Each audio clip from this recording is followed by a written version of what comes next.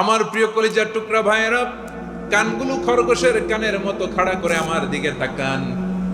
সাইয়্যিদাতুনা উম্মে সালামা রাদিয়াল্লাহু তাআলা আনহা, ওনার স্বামীর নাম আবু সালামা। শ্রেষ্ঠ দম্পতি, শ্রেষ্ঠ ফ্যামিলি। প্রথমে হিজরত করেছিলেন হাবাসায়, পরে হিজরত করেছেন মদিনায়।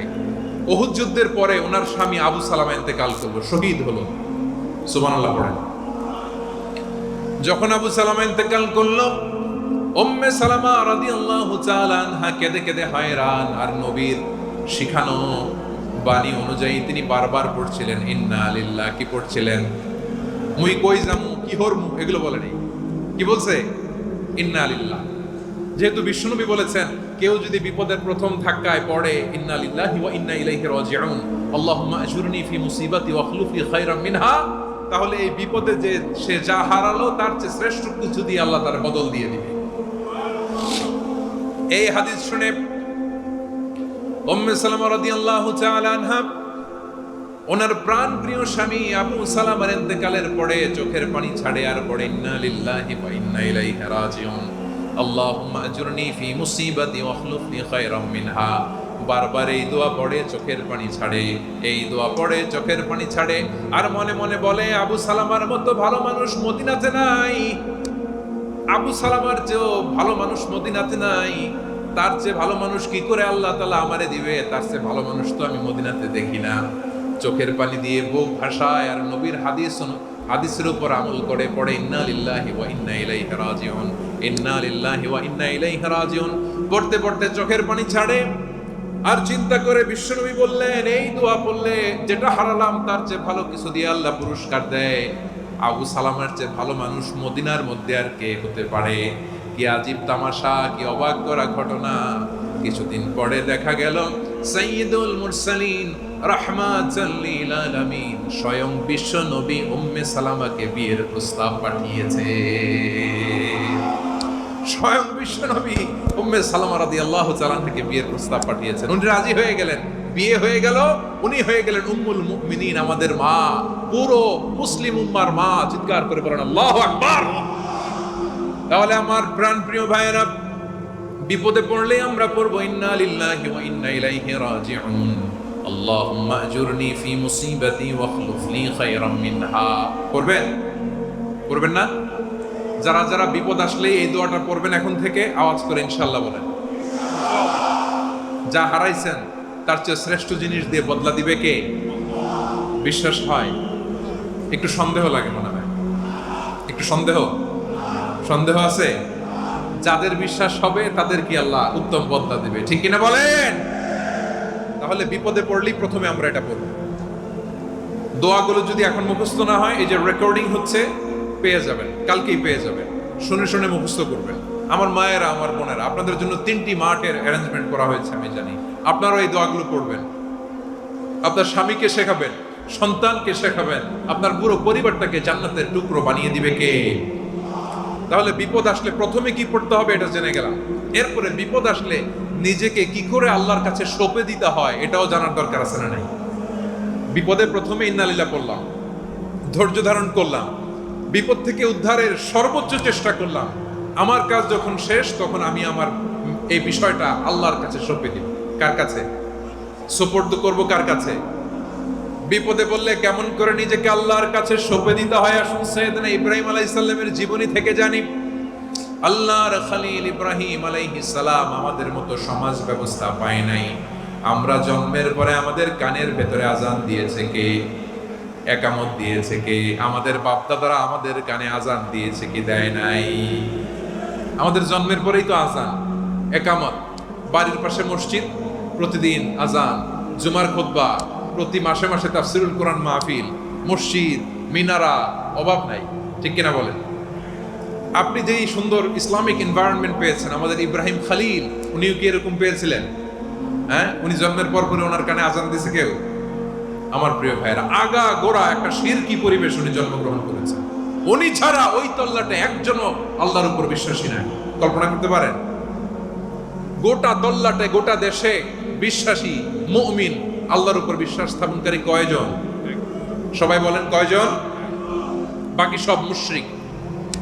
সব মুশরিক। নিজের সাথে নিজে শক্ত বোঝাপড়া করে অ্যানালজি করে, সেলফ কনভারসেশন করে উনি মহা সত্যের সন্ধান পেয়েছেন।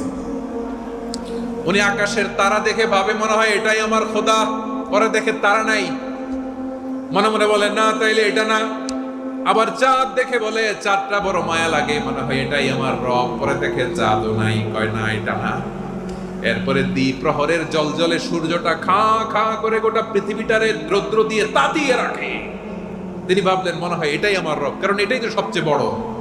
কিন্তু বিকেল বেলা ওই সূর্যটাও যখন চলে যায়, সাইয়েদনা ইব্রাহিম বলে না এটাও তো নাই, আমার খোদা যদি আমারে ছেড়ে চলে যায়, বিপদে পড়লে আমারে উদ্ধার করবে কে? এভাবে নিজের সাথে অ্যানালজি, সেলফ কনভারসেশন করতে করতে করতে তিনি মহা সত্যের সন্ধান পেয়েছেন। সুবহানাল্লাহ বলেন। সব শেষে তিনি ডিসিশন নিয়ে ঘোষণা দিলেন, ইন্নী ওয়াজ্জাহাতু ওয়াজহিয়া লিল্লাযী ফাতারাস সামাওয়াতি ওয়াল আরদা হানিফান ওয়া মা আনা মিনাল মুশরিকিন। নিশ্চয় আমি এমন সত্তার দিকে মনোনিবেশ করলাম, মুখাপেক্ষী হলাম, যিনি আকাশ বানিয়েছেন, জমিন বানিয়েছেন, আমি মুশরিক নই। সুবহানাল্লাহ। পারতেন, আপনি পারতেন? কেউ নাই, লক্ষ লক্ষ মুশরিক, আপনি একা। ওনার মতো এরকম বিচক্ষণতা দিয়ে আল্লাহরে খুঁজে পাইতে পারতেন আপনি? কি নবী ছিল, আল্লাহকে খুঁজে পেয়েছে। যখন আল্লাহর ইবাদত শুরু করলো, এই কথা ছড়ায় পড়লো চারদিকে। নমরুদ সাইয়েদনা ইব্রাহিমকে ডেকে পাঠালেন। নমরুদ বলে, ইব্রাহিম তুমি নাকি মূর্তির পূজা না করে কোন নতুন রবের ইবাদত করো, কে তোমার রব? সাইয়েদনা ইব্রাহিম বললেন, রব্বি আল্লাযী ইউহয়ী ওয়া ইউমীত, আমি এমন রবের ইবাদত করি যিনি জীবন দেন, যিনি মৃত্যু দেন। নমরুদ বলে, তাই নাকি? তোমার রব জীবন দেয়, মৃত্যু দেয়, আর এটা তো আমি দেই, আমিও তো জীবন দেই, আমিও তো মৃত্যু দেই। সাইয়েদনা ইব্রাহিম বললেন, কেমন করে তুমি জীবন দাও, মৃত্যু দাও, একটু দেখাও তো। নমরুদ জেলখানা থেকে দুজন কয়েদিকে ডেকে আনলো। কয়েদি এনে অর্ডার করলো, একটাকে এখনই শিরোচ্ছেদ, হেড অফ, ডেথ পেনাল্টি, মৃত্যুদণ্ড দেয়া হলো, ফিনকি দিয়ে রক্ত বেরোলো।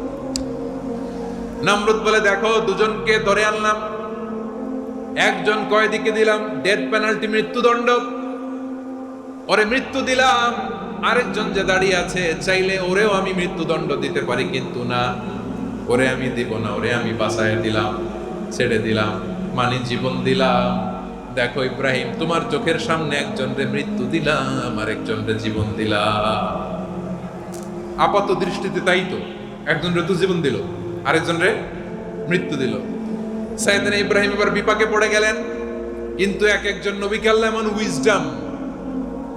এমন উইজডম বিচক্ষণতা দিয়ে এই জমিনে পাঠিয়েছেন, মুহূর্তের মধ্যে আল্লাহর খলিল ইব্রাহিম বললেন, فإن الله يأتي بالشمس من المشرق فأت بها من المغرب فبهت الذي كفر। আল্লাহর খলিল ইব্রাহিম বললেন, নমরুদ বুঝলাম তুমি জীবন দাও, মৃত্যু দাও, দেখলাম, কিন্তু আমার রব, আমার আল্লাহ প্রতিদিন সকালবেলা উষা লগ্নে ওই পূর্ব দিগন্ত থেকে সূর্যটাকে উদিত করেন, সাঁঝের বেলা, বিকেল বেলা, কুথুরি লগ্নে, সন্ধ্যা বেলা ওই দ্বিপ্রহরের জল জলে সূর্যটাকে পশ্চিম দিগন্তে ডুবিয়ে দেন। মানে সকালবেলা পূর্ব দিক থেকে উদিত করা সূর্যটাকে পশ্চিম দিকে বিকেলে তিনি ডুবিয়ে দেন। তুমি যদি পারো ওই সূর্যটাকে পশ্চিম দিক থেকে উদিত করে পূর্ব দিকে ডুবিয়ে দাও। সুবহানাল্লাহ পড়বেন না? দেখেন, ইনস্ট্যান্ট ইন্টেলেক্ট, মুহূর্তে বিচক্ষণতা, উইজডম কাকে বলে? নমরুদ পারবে? নমরুদের বাপ পারবে? ওর 14 গোষ্ঠী, গোটা বিশ্বের সব ক্ষমতাধর রাষ্ট্রনায়করা একসাথে হলে পারবে? ফাবুহিতাল্লাযী কাফার পারে নাই, ব্যর্থ হয়েছে। এবার তেলে বেগুনে জ্বলে উঠেছে, রেগে মেগে আগুন বলে, ফালকুহু ফিল জাহিম, ওর সাথে তর্ক নাই, না বের করে এবার এটারে আগুনে ফেলা। বিশাল বিশাল গাছ কেটে লাকড়ি এনে আগুনের কুণ্ডলি বানানো হলো, দাও দাও দাও দাও করে আগুন জ্বলে। আল্লাহর খলিল ইব্রাহিমকে আগুনে নিক্ষেপ করা হবে। আল্লাহর খলিল সাইয়েদনা ইব্রাহিমের হাতের মধ্যে রশি দিয়ে টাইট করে বাঁধা হলো, পায়ের মধ্যেও টাইট করে রশি দিয়ে বাঁধা হলো। আল্লাহর খলিল ইব্রাহিমকে আগুনের কুণ্ডলির মধ্যে ফেলা হবে। ওমিয়া, আপনি যে বিপদের কারণে ভয় পান, হতাশ হন, এটা কোনো বিপদ ওনার বিপদের সামনে? পটুয়াখালী আওয়াজ করে বলুন, সৈয়দনা খলিল ইব্রাহিমের বিপদের সামনে আমাদের বিপদগুলো কোনো বিপদ? এটা কোনো বিপদই না, এটা কোনো বিপদই না। হাত পা বেঁধে টাইট করে নিক্ষেপ করা হবে, সিম্পলি ফেলা যাবে না, কারণ দাউ দাউ করে দ্য ব্লেজিং ফায়ার, এমন আগুনের কুণ্ডলি, কাছে যাওয়া যায় না, আগুনের উত্তাপে নিক্ষেপ করা হবে। হাতে রশি বেঁধে, পায়ে রশি বেঁধে আল্লাহর খলিল ইব্রাহিম আলাইহিস সালামকে আগুনের মধ্যে নিক্ষেপ করা হবে। আহা, এটার বলে অগ্নি পরীক্ষা। উনি অগ্নি পরীক্ষার সম্মুখীন হয়েছেন। এজন্য কঠিন পরীক্ষাকে আমরা অগ্নি পরীক্ষার সাথে তুলনা করি, ঠিক কি না? সাইয়েদনা জিবরাইল এসে বললেন, ও আল্লাহর খলিল, ওরা তো আপনার হাতও বেঁধে ফেললো, পাও বেঁধে ফেললো, নড়াচড়ার সুযোগ নাই, বলেন আমি জিবরিল ফেরেশতা আপনার জন্য কি করতে পারি? আল্লাহর খলিল ইব্রাহিম বলেন, ও জিবরাইল, তোমার কাছে আমার কোনো চাওয়া পাওয়া নাই। সুবহানাল্লাহ বলেন। তোমার কাছে বলার কিছু নাই, তোমার সাহায্যের আমার দরকার নাই।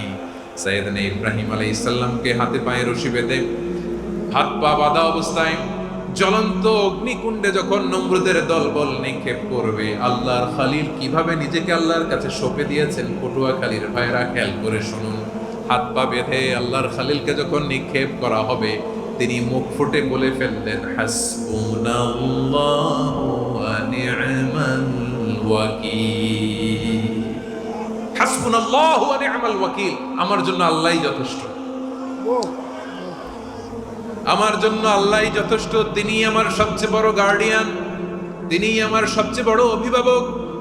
জিব্রাইলের সাহায্যে অফারকে ফিরিয়ে দিলেন, দুনিয়ার বুকে কারো কাছে কিছু বলেন নাই, মুখ ফুটে বলেছেন হাসবুনাল্লাহ।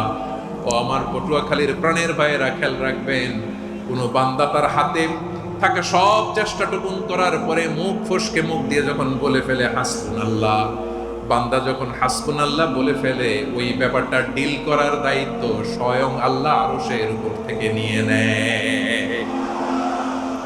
আপনি যখন বলে ফেলবেন হাসবুনাল্লাহ, এটা ডিলিং করবে কে তখন? চিল্লায় বলেন না, তিনি কে?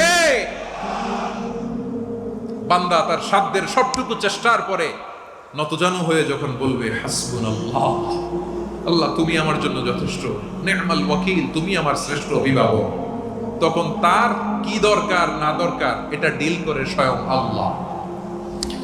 নিক্ষেপ করা হলো সাইয়েদনা ইব্রাহিমকে অগ্নিকুণ্ডলিতে। হাজার হাজার মানুষ এই দৃশ্য দেখার জন্য জড়ো হয়েছে এরকম বিশাল ময়দানে। কিন্তু কি অবাক করা ঘটনা, সবাই ভয় পাচ্ছিল, না জানে কি হয়ে যায়। আল্লাহর খলিলকে যখন আগুনের কুণ্ডলিতে নিক্ষেপ করা হয়, আল্লাহর খলিল ইব্রাহিম আগুনের কুণ্ডলীর মধ্যে বসে বসে মানুষগুলোর দিকে তাকিয়ে হাসতে শুরু করে দেয়। কারণ আকাশ থেকে রব্বুল আলামিন স্পেশাল ভার্ডিক্ট নাজিল করেছেন, স্পেশাল হুকুম জারি করেছেন, কুল্লা ইয়া নারু কুনি বারদান ওয়া সালামান আলা ইব্রাহিম।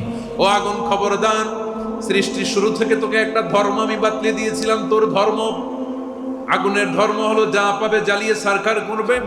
আল্লাহ বলল, আগুন, তোর ধর্ম দিয়েছিলাম, তুই সব জ্বালিয়ে পুড়িয়ে সারখার করে দিবি, কিন্তু ক্ষণিকের জন্য আমি তোর জ্বালিয়ে দেওয়ার ক্ষমতাটাকে কেড়ে নিলাম, জ্বালিয়ে ভস্ম করে দেওয়ার ক্ষমতা আমি কেড়ে নিলাম। কুনি বারদান, ঠান্ডা হয়ে যা, কিন্তু এত বেশি ঠান্ডা হবি না আবার আমার ইব্রাহিমের জন্য সর্দি লেগে না যায়। সুবহানাল্লাহ, এত আস্তে বললে হবে? কুনি বারদান, বারদ মানে বরফ, ঠান্ডা, ঠান্ডা হ, কিন্তু এত ঠান্ডা হবি না যাতে আমার ইব্রাহিমের কষ্ট হয়। আগুন বলে, আল্লাহ একবার বললাম ঠান্ডা হ, আবার বলো এত ঠান্ডা হবি না যাতে খলিলের সর্দি না লাগে। কেমন ঠান্ডা হব, কেমন এনভায়রনমেন্ট তৈরি করে দেব বলো? আল্লাহ বললেন, সালামান আলা ইব্রাহিম, আমার খলিল, আমার কলিজা, আমার ইব্রাহিমের জন্য তুই জান্নাতের গুল বাগিচা হয়ে যা। ও ভাই, নবী মুসার মতো ঈমান হলে রাস্তা হবে সাগর জলে, নবী ইউসুফের মতো ঈমান হলে একে একে দরজা খুলে। নবী ইব্রাহিমের মতো ঈমান যদি আজও থাকে বিদ্যমান, অগ্নিকুণ্ডে দেখতে পাবে খুবসুরতে ফুল ভাগা। কুলনা ইয়া নারু কুনি বারদান ওয়া সালামান আলা ইব্রাহিম। বান্দা যখন মুখ দিয়ে বলে হাসবুনাল্লাহ, আমার আল্লাহ আমার জন্য যথেষ্ট, এই বলে যখন নিজেকে সঁপে দেয়, তার কি লাগবে ওই দায়িত্ব স্বয়ং নিয়ে নেয় কে? সবাই বলেন, স্বয়ং নিয়ে নেয় কে? তাহলে আমার প্রিয় ভাইরা, বিপদের শুরুতেই আমরা বলবো ইন্না লিল্লাহ। শুরুতে কি বলবো? এরপরে যেই বাক্যটা পড়ে নিজের পরিস্থিতিকে আল্লাহর দরবারে সঁপে দিব, সেটা হচ্ছে হাসবুনাল্লাহ। সেটা কি? বিষ্ণু বলেন লা ইয়াজালু লিসানুকা রাতাবান মিন যিকরিল্লাহ। সব সময় আল্লাহর স্মরণ দিয়ে, জিকির দিয়ে জিহ্বাটারে সিক্ত রাখো। আর শয়তানু জাসিমুন আলা কলবি ইবনে আদম। শয়তান বনি আদমের কলবে খামচি মেরে বসে থাকে। ফাইদা যাকারাল্লাহ খানাসা। মানুষ যখন আল্লাহর স্মরণ করে জিকির করে, শয়তান দৌড়ে পালায়। ওয়া ইদা গাফালা ওয়াসওয়াসা। যখনই বনি আদম গাফেল হয়, তখনই শয়তান তার হৃদয়ে ওয়াসওয়াসা দেয়।